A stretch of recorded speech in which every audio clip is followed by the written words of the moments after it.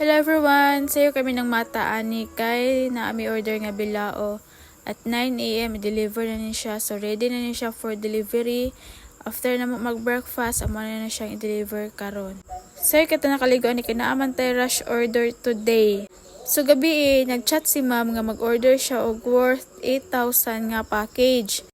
And then nihanyo siya og pwede ba daw ma-extend to ako ang promo kay last October 30 raman to ang ako ang promo.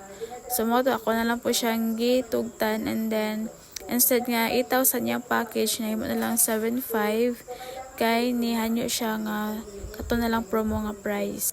So nawag din ta sa atong supplier sa baboy and naare available nga lechonon para ato nga package.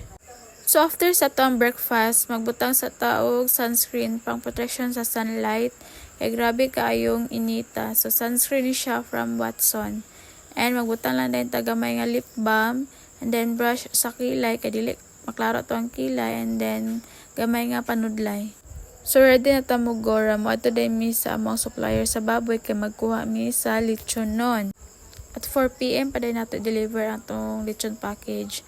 So man ni perfume gamay, and mag-deliver na ta sa Bilao kay 8:30 naman. So mulaw sa lang din ta mo ato sa ato ang supplier sa baboy. Nag-deliver namin guys, and naabot namin din ka Ma'am Niva din nga 1 Bilao. Thank you kay ma'am sa imong pag-order, og nakapalit namin og baboy, and nadiri ang baboy naabot na. And ibutan na naman dahil ni sa tangkal kaya mangumpra pa man mi sa uban nga sudan. Change outfit na ta ganiha, nag-short ta karon nag-trouser na ta kay grabing inita gyud. Og naabot namin din sa panakotan, and after sa panakot dinhi namin sa meat shop. Nipalit ra ko diri og tray kay pag gyud naabot ang ako ang tray 2 weeks na gyud. And naabot namin din sa market, nipalit lang ta og sudan nga kauban adtong lechon package. Lechon, paklay, and 3 viands ito siya nga order. Pag man mo og pangumpra, naglechon na ang ako ang bana ug ako nagluto. So manumano gid ni kami ra yung duha, wala may assistant ani. So ako siyang gi-check din kung naluto na ba ang lechon, and hapit na siya maluto. So ako naman po kog luto.